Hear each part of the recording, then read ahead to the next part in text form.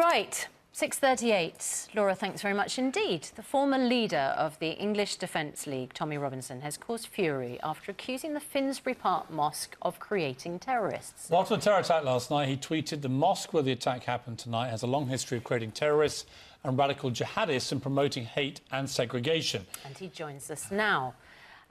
Tommy Robinson, thanks very much for coming in this morning. You followed up that particular tweet with another one. Piers Morgan sat opposite Tommy Robinson, expecting a standard grilling over a controversial tweet, only to watch the conversation veer into territory most mainstream broadcasters actively avoid. Robinson is immediately confronted regarding his claim that Finsbury Park Mosque has a documented track record of nurturing extremists. The hosts frame the statement as purely provocative. Factually speaking, however, the background wasn't fabricated on the spot.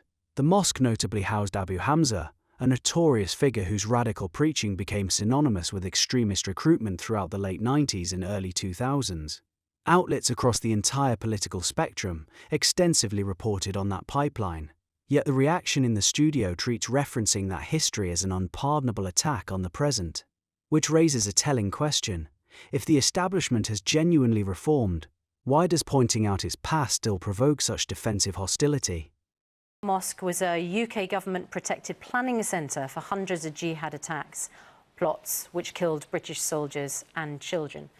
The fact of the matter is, Finsbury Park Mosque is a pioneering mosque doing all sorts of great community work. By implying that it's somehow involved in terrorism, is actually whipping up a feeling which is not helpful, considering what happened yesterday. When you say that, all I've done was repeat what newspapers across our country have said. Those were facts. The facts are that it did create terrorists. It was a hotbed for jihadists. That's a fact. That's all I've done, was give the history, and that's from many of the newspapers, one of the newspapers you work for, Piers. So it's not me saying it. You can't innocently stand back and say, putting something so provocative out there, a historical piece of information about a mosque which is now absolutely at the forefront. Robinson's response is direct. The very media outlets Piers once edited printed those same historical facts. The host counters that context is everything, arguing a modern institution shouldn't be held accountable for past sins. A fair point on the surface. However, institutional memory doesn't simply vanish because the management changes hands. Consider a financial institution that once laundered illicit funds demanding complete silence about its past ledgers merely because it now funds a community sports team. The blatant double standard is hard to overlook. Extremism, winning awards for the good work that it's doing on integration. You can't stand back and say, I'm putting out this rather inflammatory tweet and piece of historical information and say, oh, but all I'm doing is just stating facts. I'm stating facts. Do you know who Mohammed... What's the purpose of putting that out if there? you read in context with the rest of the tweets, the rest of my tweets, that's not in context. There was a whole flurry of tweets where I was saying how I condemn the attack as barbaric, as wrong. Do you know who Mohammed Savilar is? No? I'm sure you're about to tell us. Well, he's a trustee at the mosque. He signed the Istanbul Declaration, which called for... He's the trustee now at the pioneering mosque. He called for British troops to be killed. He signed the Istanbul Declaration. He was also a mastermind for the military campaign for a terrorist organisation, Hamas. So, and when you talk about a pioneering, do you know who Abdullah Jabbar is?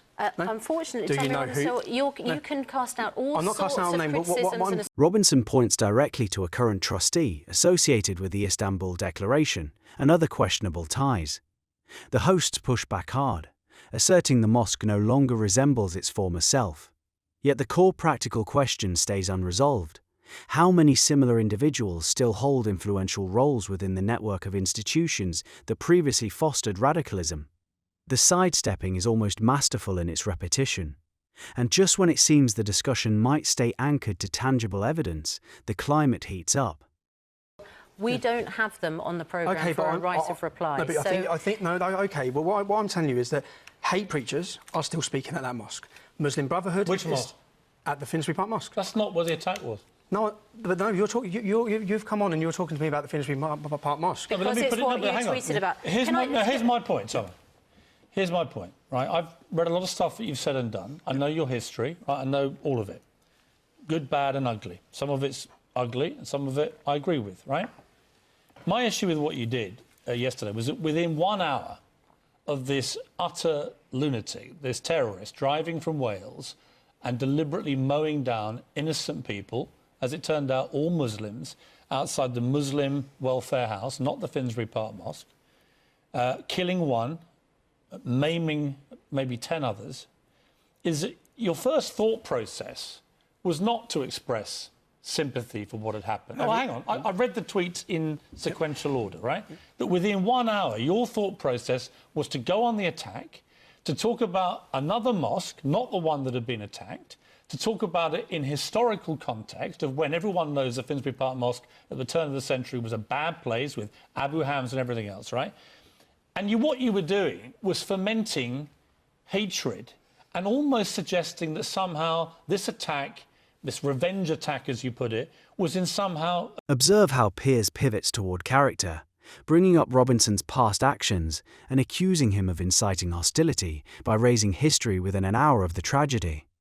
The argument presented is that the tweet implied the victims were somehow responsible. That interpretation requires a massive leap in logic, highlighting a separate institution's historical record while condemning an attack isn't equivalent to condoning violence. Societies that refuse to analyse repeated patterns inevitably repeat them. The Manchester Arena bombing remains a recent memory. The radical literature and pamphlets circulated within specific centres weren't imaginary. Why does pointing to those materials draw greater outrage than their existence? Because of the historical behaviour of certain people at a completely different mosque. Okay, that was my problem. OK, Piers. The newspaper you work for said exactly the same within an hour. Abu Hamza's mosque. Were they fomenting hate, that newspaper that you work for? Were they? Were they inciting hate? Well, I don't... Well, I'm not here to no, speak for the Daily... please. I don't run the Daily Mail. OK, but you've just said I was. So was the newspaper you work for who said exactly the same within an hour? I have no responsibility for the Daily Mail. I write columns for Daily Mail. Okay. I'm not asking you about the Daily Mail. OK, can I explain? I'm asking you just to simply explain why, within 1 hour of this terrorist attack, your first thought process was to go on the attack about another mosque and to point out to people that it was basically a terror hotbed of jihadis, with the clear implication that somehow what happened that night was a deserved revenge attack. Not deserved. I have gone... Well, why would you talk about... I'll talk now. I'll talk now. For 10 years, I've been banging my head and trying to prevent the situation we're in. Yeah. Now, every single mosque... I could tell you things in 10 minutes. When we look what happened in Manchester, yeah? Look what happened in Manchester. This is from the Disbury Mosque, where Salman Abedi went. This is a leaflet. 650,000 of these were given out to British mosques last year. Living in a society in which people have accepted Western lifestyle as their way of life brings immorality at every step. Modesty, shame and honour have no place in Western civilisation. These are the views that are being perpetrated. Now, this is a book from the children's section of Disbury Mosque. It says, "The music made me do it." Now, in this book... What does this have to do with your tweets the other night? Because we need to know what's happening in mosques. Yeah, but I'm asking you... but hang on, we can come to other mosques in a minute. And there are issues where you have rightly, in my view, flagged up issues with the more Wahhabi type of mosque preaching in this country, which I think is a serious concern. My issue with where you come from on this is driven by the fact that you appear to be an Islamophobe, somebody that is hateful of Islam. You believe that the root cause of all this is Islam. Robinson attempts to bring concrete examples to the table. Literature distributed across mosques rejecting Western culture, children's materials depicting music as a path to sin, and proven ties between certain imams and foreign conflict zones. The hosts repeatedly pivot back to tone and bad timing. The reality is that public safety demands uncomfortable facts be confronted head-on, rather than hidden behind accusations of prejudice. The label itself functions as a conversation killer. Once applied, evidence is no longer required to justify the claim. The label itself becomes the proof. If that dynamic goes unchallenged, what truly remains of open discourse? Terrorists who abuse the Quran and abuse Islam to justify their violence, right? Okay. That's my problem with where you come from. And I want to play you a video. Now, you know about... Just on the point... I'm going to play you a video. On the point you've just made. I need to play you the video so you can make your point. Right, let's just play a video. This is you talking about the 7/7 attacks, right? And the reason it's significant is because I want you to explain what you meant when you said this. Yep, fine. every single Muslim watching this video on YouTube. On 7/7, you got away with killing and maiming British citizens. You got away with it. Look, here's my question for you, right? That's not just an anti-Islam statement that you're making to what was an EDL rally. This is 2011, so years after 7/7. You're saying every single Muslim... Listen to this, watch this. Let me finish my question and then I'll give you the time to answer. Every single Muslim got away with killing and maiming British citizens. That's not worded how I said it. Well, we've just heard... Yeah, but that's not Tommy, worded how I said it. We've just heard what you said. Every single Muslim listening to this. Right. Yeah? Every single Muslim listening to this. Right. I didn't say every single Muslim got away with it. I said so that's a context. What's the difference? Because every single Muslim listening to this, I want them to... My job as leader of the English Defence League, we were a pressure movement. I was trying to put pressure on the Islamic community to deal with their You in-house said every problems. single Muslim. Listening to this. What's the difference? Well, I wanted every single Muslim at home to listen to this. And but you said to them, every single Muslim watching this video, you got away with killing and maiming British citizens. Let's just play it again so we can be sure. We can go over. Every single Muslim watching this video on YouTube. On 7/7, you got away with killing and maiming British citizens. You got away with it. Now, unless I'm mistaken, you are addressing all Muslims in that statement, right? Yep. Robinson's past rhetoric, as displayed in earlier footage, was broad and, by his own admission, poorly phrased. He has publicly retracted it on live television. Yet the hosts persist in treating years-old footage as the definitive representation of the man, while ignoring his more recent statements, drawing a clear distinction between individual Muslims and an underlying ideology. Indeed, old habits die hard. This reflects a clear selective memory at play. Every public figure has past statements that aged poorly. The true measure is whether someone updates their perspective when presented with reality. Robinson has done so on multiple occasions. Replaying past clips selectively suggests the intent isn't clarification, but character assassination. So my issue again to you is, it's a bit like with this guy from Wales who perpetrated this terror attack, me now doing a video and saying every single white person in Britain, right, this is if I was a Muslim, you just got away with killing and maiming our people. What would your reaction be? Well, I'll explain now. Piers, when I said that, which I've come out and accepted that I shouldn't have said it in those words, I've already done that. The video you've just picked, why haven't you picked the video after Lee Rigby was beheaded? Where in that video, in my first speech, I said there are 600 Muslims serving in the British Armed Forces who are doing a hell of a lot more than most of us. Yeah? If you attack a Muslim woman walking down the street, you're a coward. If you attack a mosque, you're a moron. So there's obviously an agenda to only pick this. That's the one video... It's not an agenda. It's one of the most... As you know, it's one of the most widely viewed videos of yours on the internet. If you Google your name, which I did yesterday, that's what comes up. And again, I say to you, Tommy, you know, I've had a lot of reaction to the column I wrote about you yesterday, or about this story, and a lot of people were agreeing with you, right? So you have a powerful and influential voice. And every single opportunity, I make a difference between the followers of Islam, people, and the idea. OK, well, do you still... let me finish my question. Okay, do you still believe... That's 7 years ago. Well, OK, but you don't allow the Finsbury Park Mosque a chance to redeem themselves. Yes, I do. Yes, I do. No, your first thought process after this attack was to tell people... No, it wasn't your newspaper's first thought process. It's not my newspaper. I took what it's the not my newspaper. We had the newspaper you worked for and Tommy. Yeah? We had the tweet you tweeted. That is not you moving on from Finsbury Park Mosque or allowing them to evolve or change. OK. That is you telling everybody Finsbury Park Mosque is a jihadi terrorist hotbed, right? That's what you're saying in that tweet. I said it was. Now, say why for example, are they not allowed to move on, but you are? You know the man who's just done this attack? Say we trace it back and we find that he went to a centre in Cardiff, and in that centre in Cardiff there was 4 speakers, and those 4 speakers were killing for the murder of Muslims. What will happen? No, Let me finish. No, let me finish. What would happen is it would be shut down and they would be arrested. Now, Didsbury Mosque, it had...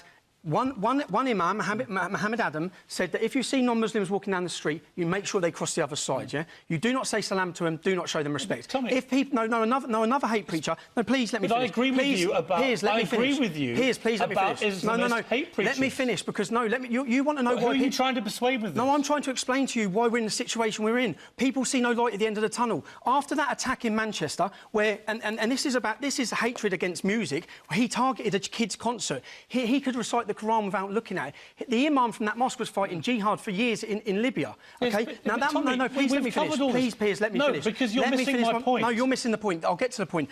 This mosque, okay, so we've got people inciting murder against non-Muslims. What has been the reaction? Has any politician spoke about that mosque? The debate moves to whether Robinson still holds all Muslims individually responsible. He continues to emphasize the distinction between ordinary people and an ideological system. The hosts attempt to lock him into a binary trap. Consider asking a critic of totalism during the Cold War whether every single citizen was personally responsible for the regime. The premise crumbles under its own weight. Complex realities aren't addressed by forcing simple yes or no answers that ignore history and current polling data regarding specific attitudes. Refusing to permit that distinction reveals a profound intellectual rigidity. Has anyone done anything about that mosque? They haven't. Do you know what the police done? The police went and stood next to him holding a sign saying "Stronger Together." Stronger Together. They've been inciting hatred and murder against us. That mosque needs to be shut down. And other mosques. No, okay, please let me finish. No, you need to stop talking. No, because when the British public see this, when the British public see these things and they see ISIS fighters walking on streets, you understand it's going to create the problem we saw this week. We all understand this. And by the way, unless you talk about it, unless the British public are allowed, we have been talking about little else for the last 3 months on this programme. I have said many things similar to you. You have. You've been brave. So here's my point. This is not about me saying everything you say is wrong. My problem comes. What's wrong? What's wrong with my accent? Let me finish. The way I talk, my background. Mate, we both went to comprehensive schools, right? You went to a school I went to a state school, mate. Yeah, you went to a school in Surrey. No, I didn't. I went to a school in Sussex called Chailey Comprehensive, right? Don't Piers, play the class card with me. You know nothing. You know nothing about growing up in Luton. You know nothing about growing up in Luton. No, I didn't grow up in Luton. You haven't watched your town decay. You haven't seen. I travel this country meeting families whose daughters have been raped, who are desperate. The British public are desperate for this problem to be solved. You want to talk about the radicalising factor as to why this attack? No, we need to talk about why this attack happens. We need to. Calm down. We have to. Calm down and let me respond to you. I'm not saying nothing you say has merit, right? I have argued the same points about the Wahhabi preaching in mosques in this country, the extremism. I've urged Muslims, the decent law-abiding Muslims, to root out extremists. My problem with you is that you conflate Islamist terrorism with all Muslims. No, with Islam. Well, we've just seen a video where you talked about 7 years ago, Piers, come on. The Finsbury Park Mosque stuff you're talking about was 15 years ago. If they're not allowed to be I've just told you that. So are you. Piers, can I ask? Okay, what do you know about Islam? A lot. Okay, have you read the biography of Muhammad? Yes, I've read the Quran. I've read the Quran. Yes, I have. Have you read the Bible? Yes. Have you read the biography of Muhammad? Which has more violence in it? Piers, have you read the biography of Muhammad? What do you know about the Prophet Muhammad? Which has more... Just ask me a question, please. What do you know about the Prophet Muhammad? Here's how this programme works. You said in your newspaper article yesterday... You are a guest on our programme, and I asked the questions with Suzanne. I would like you to just clarify this. Do you believe, as you did in 2011, that all Muslims are accountable... Of course I don't. So do you apologise for what you said? I've already apologised on national TV when I left the English Defence League and joined a Muslim counter-extremism... While Robinson highlights the absence of an effective political and law enforcement response, the hosts continually circle back to his personal background instead of addressing systemic issues. A society that prioritises institutional reputation over public safety isn't showing tolerance. It is engaging in deep denial. Examples from across European capitals demonstrate the exact same progression. Ignored warnings, policed language, followed by sudden acts of violence that commentators claim no one could have foreseen. The sequence is well established. Why does pointing it out remain the ultimate taboo? In your article you didn't want to talk about yesterday. Now, as I could say, you said yesterday... Let me ask you another question. Piers, please, why am I not allowed to finish one thing I'm saying? Do you believe more Muslims should be allowed into our country? Do I believe more? Yes. How would you tell who those Muslims are or where they come from? I'm just asking you, would you have a ban, like Donald Trump suggested in America, would you have a ban on Muslims entering the country, new Muslims trying to have a home in this country? I believe we need to protect the British public right now. So what's the answer to the question? British Muslims? Yeah, the British public. I didn't say British non-Muslim public. I said the British public. We've had three terror attacks. Talker. Children are being killed. Yes, we all know what's been happening. Yes, I would.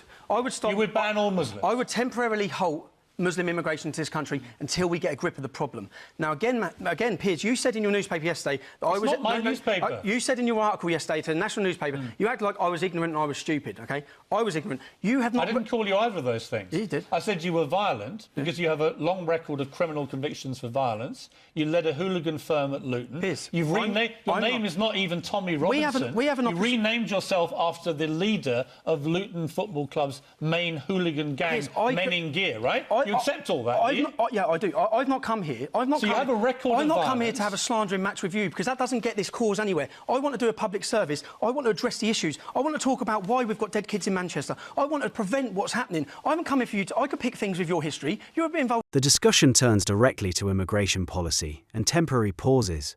Robinson advocates for a pause until the broader issue can be properly evaluated. The hosts attempt to characterize his stance on immigration as collective punishment. Yet throughout history, nations have routinely adjusted incoming flows when domestic stability and security were threatened. The practical reality is straightforward. A state that cannot govern its borders or track radical networks isn't demonstrating compassion. It is exhibiting recklessness. The irony becomes glaring when the same voices that previously dismissed concerns suddenly adopt the rhetoric of integration in the wake of consecutive crises. in the country's history. I'm not here to do that with you. Well, I think what you've done over the last 3 weeks, you've repeated what I've said for 10 years, speaking better English. And in 3 years' time, you'll be repeating what I'm saying now, because you're all playing catch-up. Okay. I have seen this. I'm not talking about what I read in a book. I'm talking about my life experience. I'm talking about growing up in a town plagued by Islamic extremism. I understand this. Let me just keep this calm, right? Because you are an influential voice. You are an influential voice. And at every voice. opportunity, I point out that you should not attack innocent Muslims. At every opportunity, every single time, I differentiate Muslims from Islam. Right. Okay? But what you don't do... differentiate Muslims Muslims from are people. Islam is an idea. Yeah. Islam's an idea, a bad idea. Islam is a faith. No, it's an idea. It's a faith. It's an idea that you can change your mind. No, it's a faith, like Christianity. Like Scientology. It's like all faiths. Like it's a religion, it's a faith. Like Scientology? So, Tommy, if you accept... It's an ideology. If you're saying that the problem is with Islam, are you accepting that you're Islamophobic? Because there are 100 verses in this... Yes or no? Okay. Are you Islam... What started as a post-attack debate concerning Finsbury Park Mosque quickly shifted into something far more volatile for the host. It all kicked off when Robinson pulled out the Quran itself, reading passages that polite media figures maintain should never be voiced on television. The look across Morgan's face captured everything the cameras couldn't put into words. Notice how the hosts demand absolute deference toward the text. That demand is telling in itself. Religious texts containing both peaceful and harsh passages have been analysed and debated for centuries across every tradition. Christianity underwent its reformation precisely because difficult passages weren't shielded from scrutiny. Granting one specific text complete immunity from critical debate isn't respect, it's special pleading. Imagine applying that same pass to any other ideology that has inspired both constructive acts and violent extremism. Piers acts thoroughly dense here, but the underlying double standard remains the true story. How does Islamophobia? Phobia is an irrational fear. It's not irrational to fear these things. Now, if I hold this book up and say, there will never be peace on this earth so long as we have this book, it's a violent and cursed book. Can I tell you who said that? Can I tell you who said that? Sir William Gladstone said that. You wouldn't do that with... Sir William Gladstone would you do that with the Bible?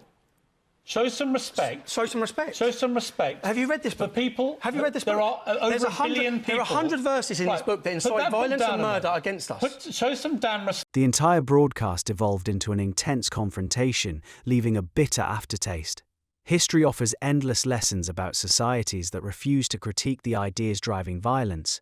They almost always pay for that refusal in blood. Over 5 years later, Robinson's warnings are playing out in real time across UK streets.